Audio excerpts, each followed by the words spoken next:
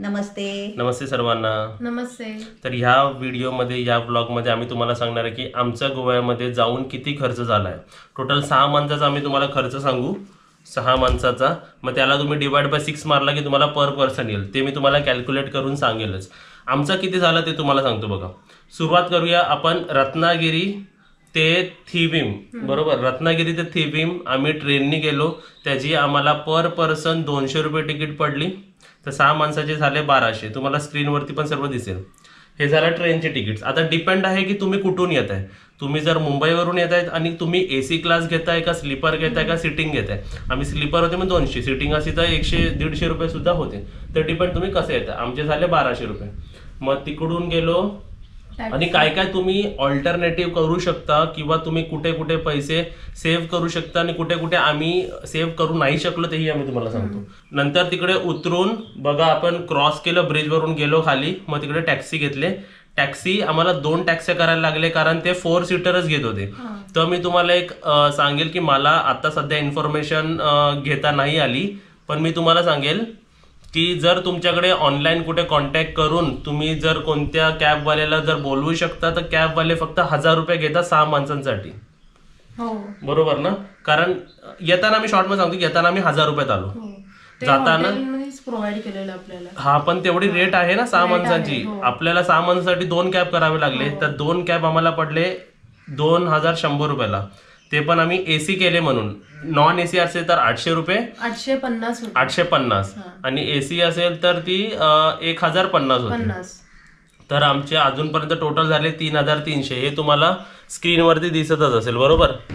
नंतर खर्च काय झाला हॉटेलचा. नंतर आपण हॉटेलमध्ये गेलो. नंतर आम्ही 2 दिवस स्टे घेतला विलामध्ये. 1 दिवसाचा स्टेचा प्राइस होता 4000. तर 2 दिवसाचे झाले 8000 रुपये. ठीक आहे. तर आतापर्यंत आपल्याला टोटल झालाय 11300. मग आपण एक फायदा काय झाला आम्हाला की तो विला आपल्या बीचच्या जवळ होता. एकदमच जवळ होता म्हणून आम्हाला तिकडून ट्रॅव्हलिंग नाही लागली. तुम्हाला एक आयडिया देतो. जर बीच पर्यंत जर ट्रॅव्हलिंग करायची असेल आणि जर तुम्हाला टॅक्सीज हवे असतील ना तर ते लोक 300 रुपये, 200 रुपये, 300-400 रुपये असे मागतात. तर त्याप्रमाणे तुम्ही ऍड करू शकता तुमच्या प्रवासमध्ये. तर एक ट्रॅव्हलचं बजेट वेगळं ठेवा. आतल्या ट्रॅव्हलचं, गोव्यामध्ये फिरण्याचं ट्रॅव्हलचं वेगळं ठेवा. खाण्याचं वेगळं ठेवा आणि बाकीचं तर वेगळंच मी तुम्हाला सांगतोय. ठीक आहे. ते झालं. आणि शॉपिंगचं वेगळं ठेवा. शॉपिंग पण आम्ही तुम्हाला टोटल पण सांगू आमचं किती झाले. ते 11300 झाले. त्यानंतर आपण काय मेजर केलं त्यावेळी काय ना स्टे 2 दिवस स्टेचं मी ऍड केलं. नंतर तिसऱ्या दिवशीचा स्टे बघा आम्ही 1200 रुपयात केलं, जे तुम्हाला व्हिडिओमध्ये दाखवलं. तर 1200 आपण प्लस करूया. तर आता टोटल जे आहे 12500.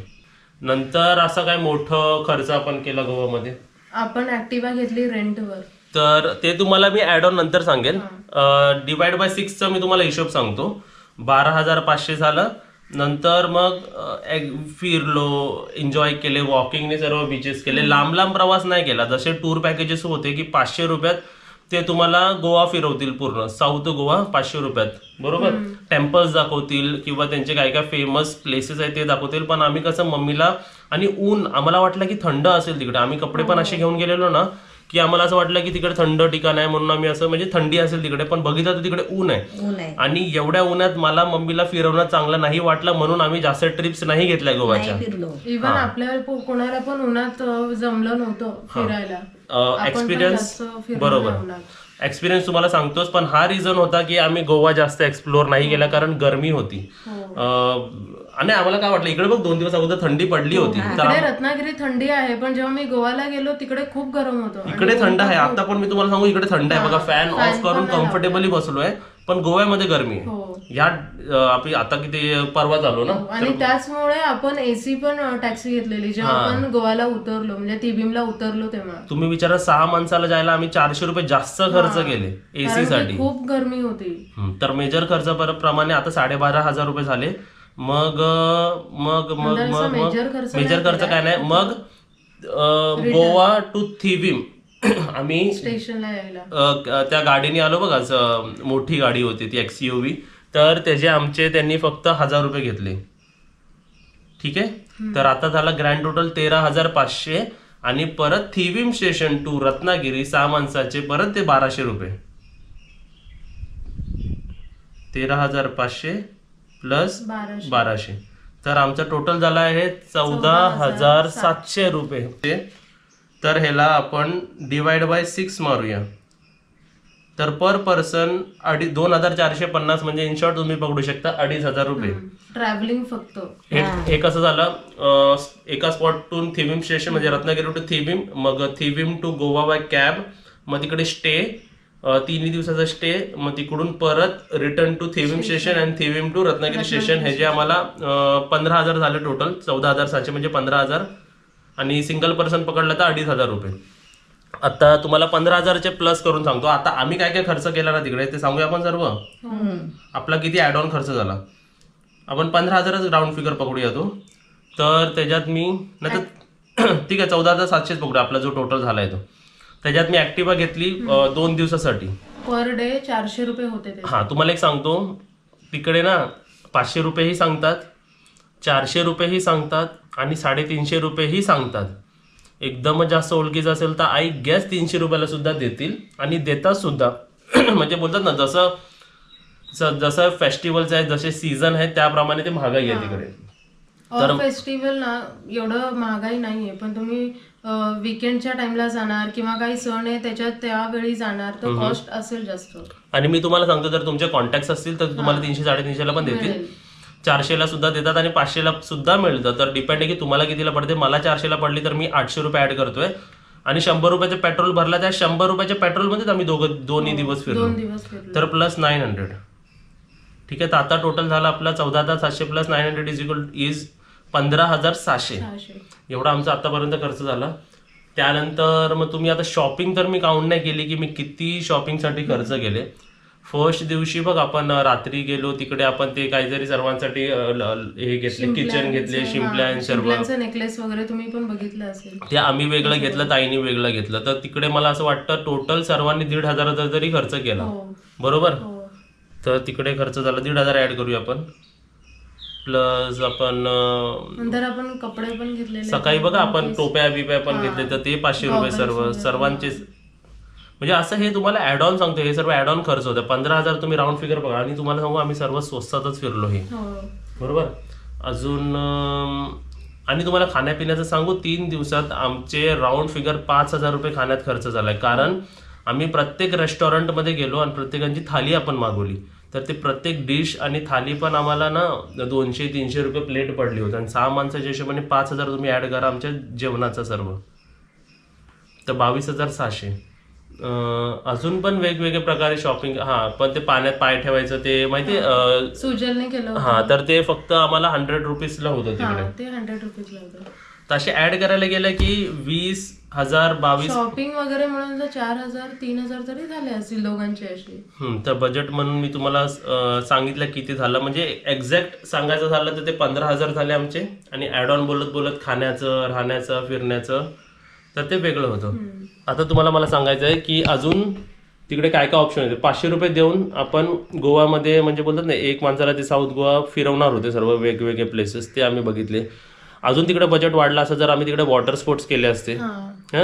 वॉटर स्पोर्ट्सचे 1,500चा जो पॅकेज होता त्याच्यात 5-6 करून देणार होते, तर 1,500 तिकडे वाढला असता.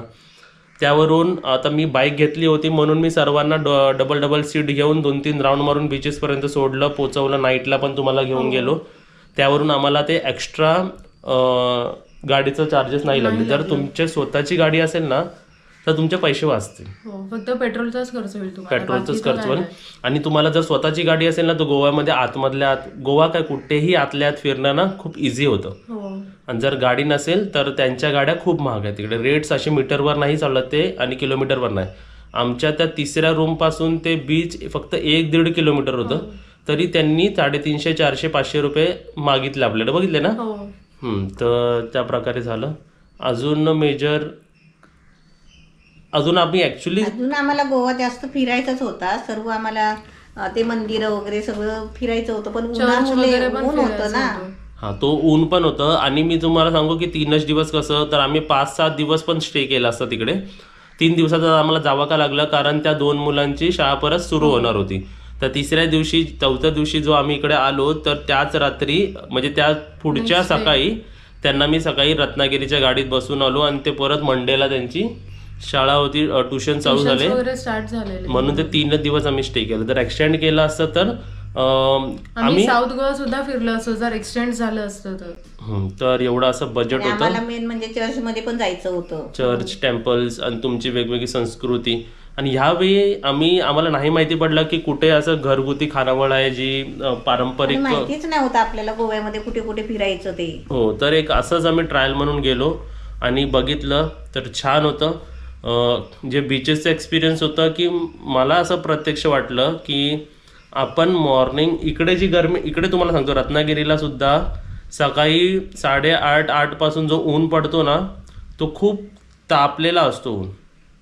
तो कंटिन्युअस आता बघा आमच्याकडे 2 वाजलेत तर 4 वाजेपर्यंत तो एवढा कडक ऊन असतो ना, तोच ऊन गोव्याला सुद्धा आहे.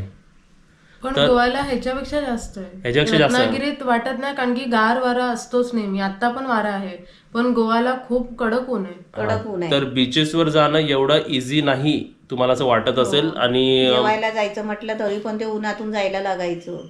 तर ह्या रिझन मुळे आम्ही जास्त म्हणजे एक्सप्लोर नाही फिरू शकलो. कारण मम्मीला असं उन्हातून फिरवणं, मम्मीलाच काय आम्हालाही एकदम गरम गरम वाटत होतं आपल्याला. तर हे एक रिझन.